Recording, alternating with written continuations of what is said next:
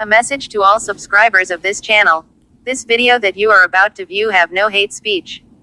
So you can't use hate as an excuse to flag this video falsely. Flagging falsely can get you in trouble. This channel does not support hate speech from any ethnic group. All hateful comments made by this channel subscribers will be deleted immediately. This channel does not support sex or nudity. Sex or nudity will not be tolerated on this channel. Anyone who do so will be blocked for good. Thank you for your cooperation. Copyright disclaimer. Under Section 107 of the Copyright Act of 1976, allowance is made for fair use, for purposes such as criticism, comment, news reporting, teaching, scholarship, education and research. Fair use is a use permitted by copyright statute that might otherwise be infringing. Enjoy the video. Don't forget to like the video and subscribe to our channel. Hit that notification button to be notified when we upload a new video. Chapter 5. Gamaliel's interview with Joseph and Mary and others concerning Jesus. The Hagiographa, or Holy Writings, found in the St. Sophia Mosque at Constantinople, made by Gamaliel in the Talmuds of the Jews 27b. It seems Gamaliel was sent by the Sanhedrin to interrogate Joseph and Mary in regard to this child Jesus. He says, I found Joseph and Mary in the city of Mecca, in the land of Ammon or Moab, but I did not find Jesus. When I went to the place where I was told he was somewhere else, and thus I followed him from place to place, until I despaired of finding him at all. Whether he knew that I was in search of him and did it to elude me, I cannot tell, though I think it most likely the former was the reason, for his mother says he is bashful and shuns company. Joseph is a wood workman. He is very tall and ugly. His hair looks as though it might have been dark auburn when young. His eyes are gray and vicious. He is anything but prepossessing in his appearance, and he is as gross and glum as he looks. He is but a poor talker, and it seems that yes and no are the depth of his mind. I am satisfied he is very disagreeable to his family. His children look very much like him, and upon the whole I should call them a third-rate family. I asked him who were his parents. He said his father's name was Jacob, and his grandfather was Matthew. He did not like to talk on the subject. He is very jealous. I told him that we had heard that he had had a vision, and I was sent to ascertain the facts in this case. He said he did not call it a vision, he called it a dream. He said after he and Mary had agreed to marry, it seemed that something told him that Mary was with child, that he did not know whether he was asleep or awake. But it made such an impression on his mind that he concluded to have nothing more to do with her. And while he was working one day under a shed, all at once a man in snowy white stood by his side, and told him not to doubt the virtue of Mary, for she was holy before the Lord, that the child conceived in her was not by man, but by the Holy Ghost, and that the child would be free from human passion. In order to do this he must, that is, his humanity must, be of the extract of Alma, that is the Hebrew word for virgin, that he might endure all things and not resist and fill the demands of prophecy. He said the angel told him that his child should be great and should rule all the kingdoms of this world. He said this child should set up a new kingdom wherein should dwell righteousness and peace, and that the kingdom of this world which should oppose him God would utterly destroy. I asked him, how could a virgin conceive of herself without the germination of the male? He said, this is the work of God. He has brought to life the womb of Elizabeth. So she had conceived and will bear a son in her old age, who will go before and tell the people of the coming of this king. After telling me all these things, he disappeared like the melting down of the light. I then went and told Mary what had occurred, and she told me that the same angel or one like him had appeared to her and told the same thing. So I married Mary, thinking that, if what the angel had told us were true, it would be greatly to our advantage, but I am fearful we are mistaken. Jesus seems to take no interest in us nor anything else. I call him lazy and careless. I do not think he will ever amount to much, much less a king. If he does, he must do a great deal better than he is now doing. I asked him how long after that interview with the angel before the child was born. He said he did not know, but he thought it was 7 or 8 months. I asked him where he was at the time. He said in Bethlehem. The Roman commander had given orders for all the Jews to go on a certain day to be enrolled as taxpayers. and he and Mary went to Bethlehem as the nearest place of enrollment. And while there, this babe was born. I asked if anything strange occurred there that night. He said that the people were much excited, but he was so tired that he had gone to sleep and saw nothing. He said toward day there were several priests came in and see them and the babe and gave them many presents. And the news got circulated this child was to be the king of the Jews, and it created such an excitement that he took the child and his mother and came to Moab for protection, for fear the Romans would kill the child to keep it from being a rival to the Romans. I discovered that all of Joseph's ideas were of a selfish kind. All he thought of was himself. Mary is altogether a different character, and she is too noble to be the wife of such a man. She seems to be about 40 or 45 years of age, abounds with cheerful and happy spirit, and is full of happy fancies. She is fair to see, rather fleshy, has soft and innocent-looking eyes, and seems to be naturally a good woman. I asked her who her parents were, and she said her father's name was Eli, and her mother's name was Anna. Her grandmother's name was Peniel, a widow of the tribe of Asher of great renown. I asked her if Jesus was the son of Joseph. She said he was not. I asked her to relate the circumstance of the child's history. She said that one day, while she was grinding some meal, there appeared at the door a stranger in shining raiment, which showed as bright as the light. She was very much alarmed at his presence and trembled like a leaf, but all her fears were calmed when he spoke to her. For he said, Mary, thou art loved by the Lord, and he has sent me to tell you thee that thou shalt have a child, that this child shall be great and rule all nations of the earth. She continued, I immediately thought of my engagement to Joseph, and supposed was the way that the child was to come. But he astonished me the more when he told me that the cousin Elizabeth had conceived and would bear a son, whose name was to be John, and my son should be called Jesus. This caused me to remember that Zacharias had seen a vision and disputed with the angel, and for that he was struck with dumbness, so that he could no longer hold the priest's office. I asked the messenger if Joseph knew anything of the matter.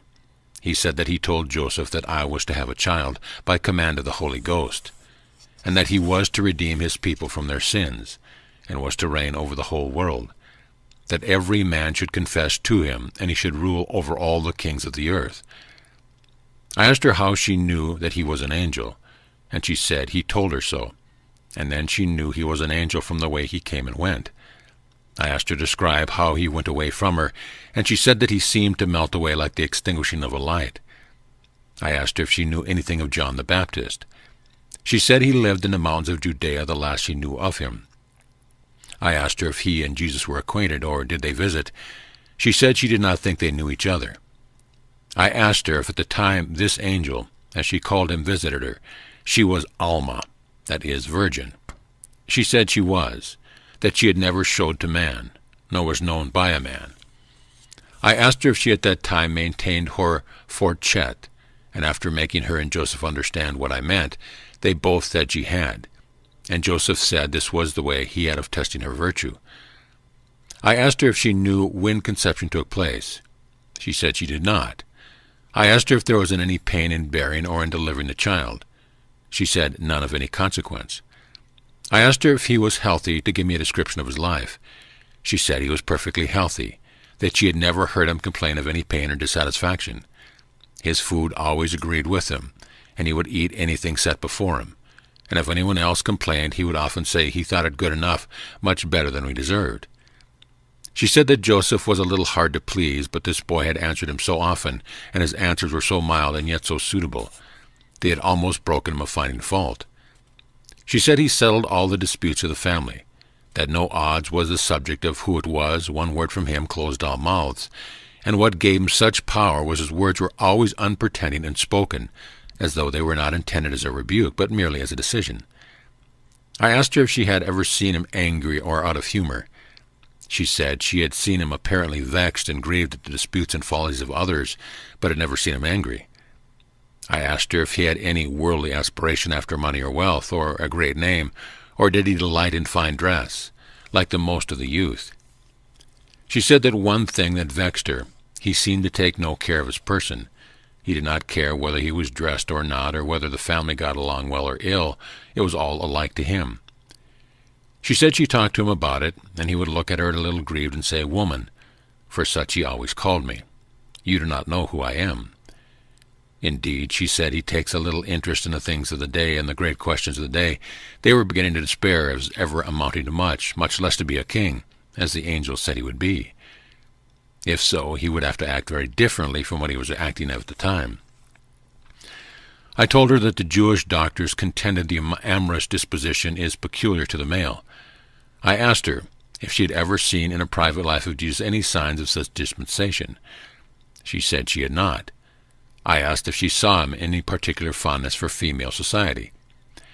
She said he had not, if anything, rather the contrary, that the young, Bethal, the word in the Hebrew for young woman, were all very fond of him and were always seeking his society, and yet he seemed to care nothing for him, and if they appeared too fond for him, he treated them almost with scorn. He will often get up and leave them and wander away and spend his time in meditation and prayer. He is a perfect ascetic in this life. When I see other people like to be with him and ask him questions and seem to take such delight with his answers, both men and women, it almost vexes me. They say there is a young woman in Bethany whom he intends to marry, but unless he changes his course very much, he will never be qualified to have a family. But I do not believe the report. He never seems to me to care anything about women when he is in my presence. Thus it seems that Joseph and Mary have both lost all confidence in his becoming anything. They seem to think that the Sanhedrin should do something for him to get him out and let him show himself to the people. I tried to counsel him by telling him that my understanding of the prophecy was that he had to come to the high priesthood first, and there work in the spiritual dominion of the heart. And when he had brought about a unity of heart and oneness of aim, it would be easy enough to establish his political claim. And all who would not willingly submit to him, it would be an easy matter with the sword of Joshua or Gideon to bring under his control. It seemed to me that his parents' ideas are of a selfish character, that they care nothing about the Jewish government nor the Roman oppression. All they think of us is self-exaltation, and to be personally benefited by their son's greatness. But I told them they were mistaken, that the building up of the kingdom of heaven was not to be done by might nor by power, but by the Spirit of the Lord. And it would not do for us to use carnal weapons, nor to expect carnal pleasures to be derived therefrom.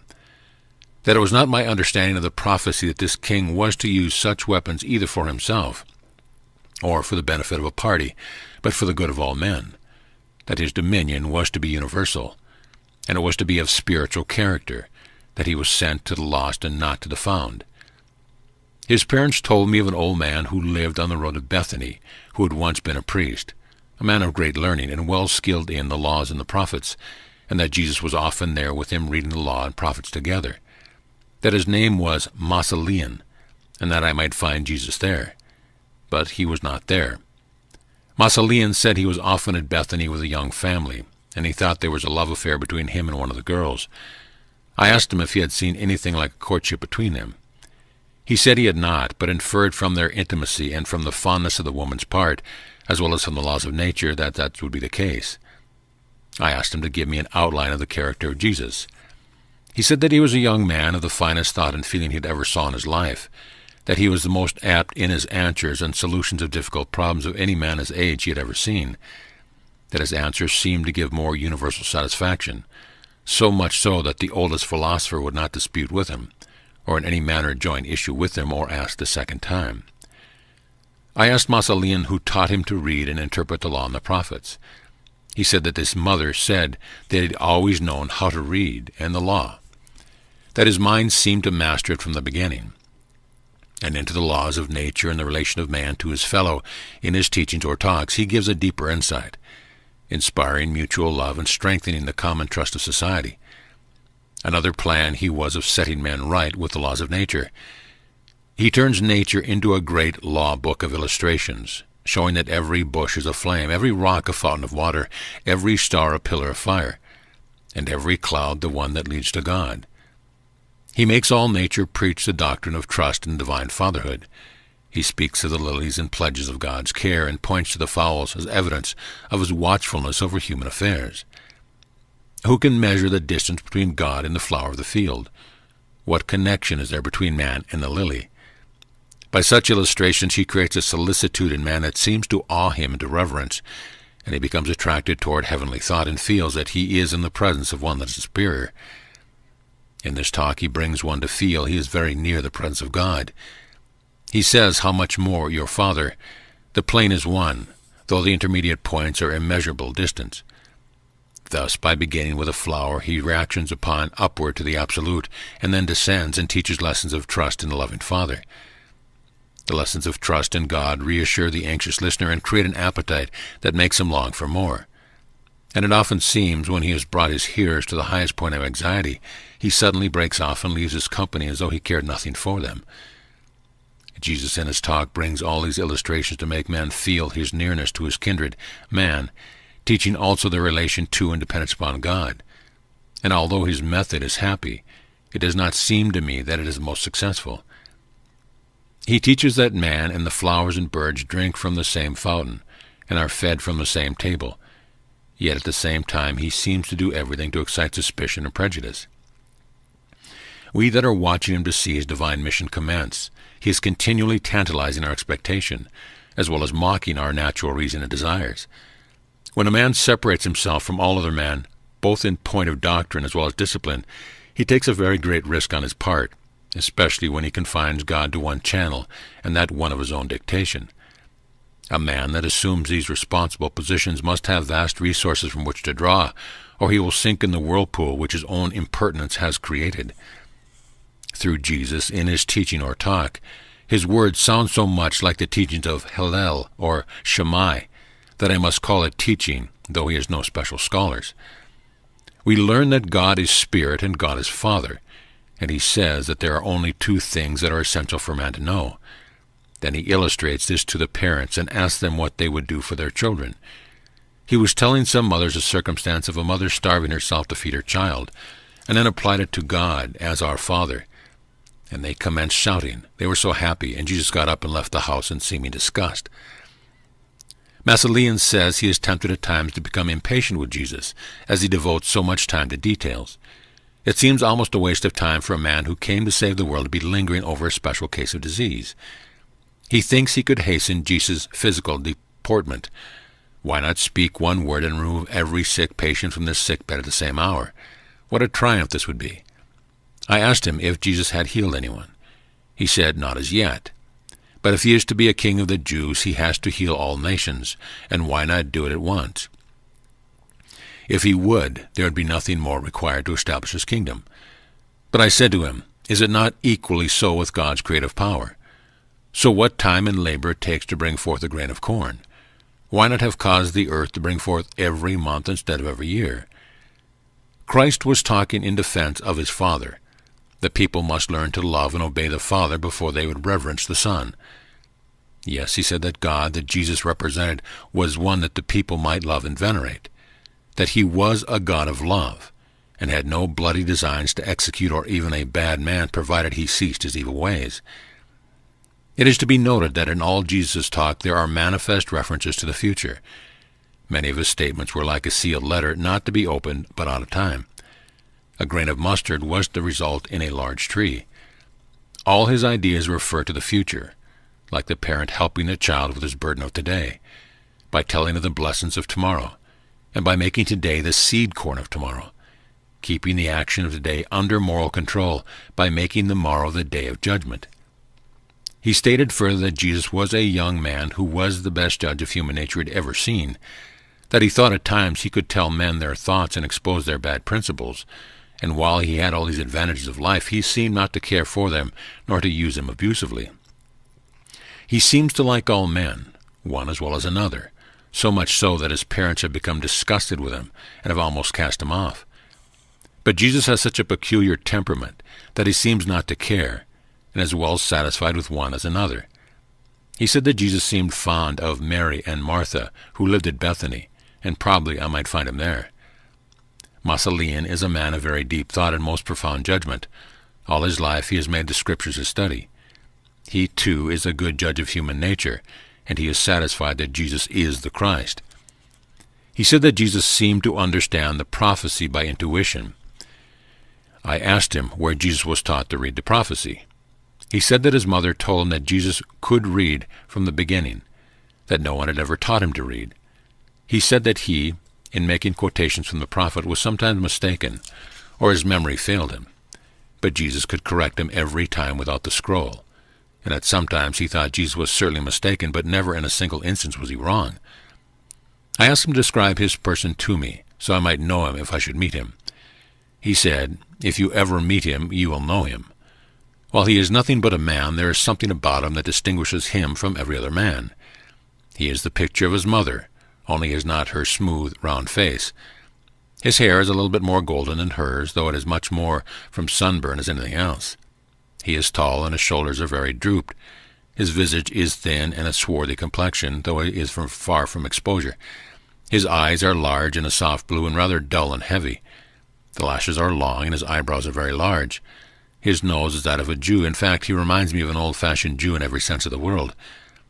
He is not a great talker unless there is something brought up about heaven and divine things, when his tongue moves glibly and his eyes light up with a peculiar brilliancy.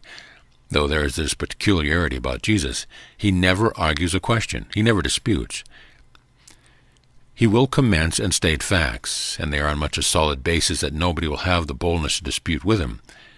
Though he has such a mastership of judgment, he takes no pride in consulting and confuting his opponents, but always seems to be sorry for them.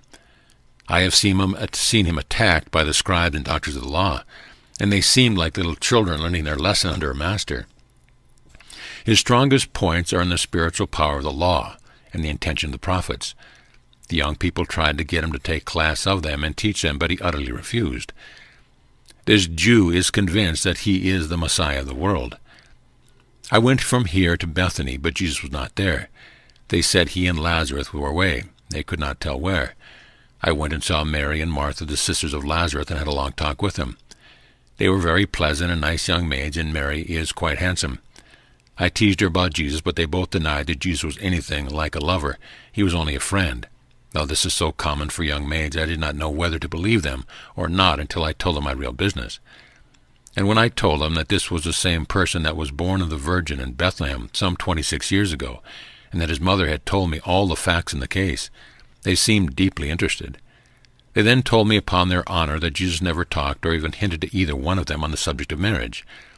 Martha blushed and said she wished he had. If he was to be a king, she would like to be a queen. I asked him if they had ever seen him in the company of young virgins. They said they had not. I asked him if they had ever heard him talk about young girls, or if he sought their society more than that of men, or they had been declared they had not, and they were very much surprised that he did not. I asked them what he talked about when in their company, and they said he was not much in their company, that he and their brother would go upon the housetop and stay there half the night, and sometimes all night, talking and arguing points of interest to them both. Mary said she had often gone near, so she could listen to them, for she loved to hear them talk. He was so mild and unpretending, and then was so intelligent that he was different from any and all other young men she had ever seen. I asked them what was their brother's opinion of him. They said he thought there never was such a man on earth. He thought him to be one of God's prophets. He said that when they are out in the mountains, as they were most of the time, Jesus can tell him all about the flowers, trees, and rocks, can tell him everything in the world, and that none of the wild animals are afraid of him.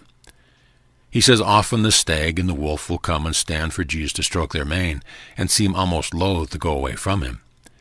He says that no poisonous serpent will offer to hiss at him. Their brother thinks he is perfectly safe if Jesus is with him. I asked them if he had ever told their brother anything about himself. They said that he had spoken to their brother, he had not told them. Now, masters of Israel, after having investigated this matter, after tracing Jesus from his conception to the present time, after obtaining all the information that is to be had on this important subject, getting it from those who are more likely to tell the truth from the fact that they are disinterested persons, and then taking the prophetical as well as a historical view of the subject, I have come to the conclusion that this is the Christ that we are looking for. And as for the reason for this conclusion, I will call your attention to the following facts. First, to the prophecy of Isaiah, section 7. And he said, Hear now, saith the Lord, O house of David, is it a small thing for you? Therefore the Lord himself shall give you a sign. Behold, a virgin shall conceive and bear a son, and shall call his name God with men. Butter and honey shall he eat, that he may know to refuse the evil and choose the good. For before the child shall know to refuse the evil and choose the good, the land that God abhorreth shall be forsaken of her king. Section 8. bind the testimony, seal the law among his disciples. The Lord will hide his face from the house of Jacob, and he will look for him. Here is a literal fulfillment of his word of the Most High God, so clear and plain and unmistake. Jeremiah 31st section. Turn, O virgin, to thy people, for the hand of the Lord is upon thee. For the Lord shall create a new thing in the earth, a woman shall compass a man. Here again are set forth the same things that Isaiah speaks of the same things that I have learned from Mary. Micah, section 5. Thou Bethlehem, Ephrath, thou art little among the thousands of Judah. Out of thee shall come forth unto me that shall rule my people. He is from everlasting, and I will give them until the time she travaileth, to bring forth my firstborn, that he may rule all people. Here we have the city, the virgin, the office, his manner of life, the seeking him by the Sanhedrin. All these things are under our eyes as full and complete as I have now written them, who have all this testimony given in his letter. How can we as a people dispute these things? In the 49th section of Genesis, making reference to the history that is now upon us, the writer says, A captive shall not depart from Judah, nor a lawmaker from him, until Shiloh come, and gather his people between his feet, and keep them forever. End of chapter.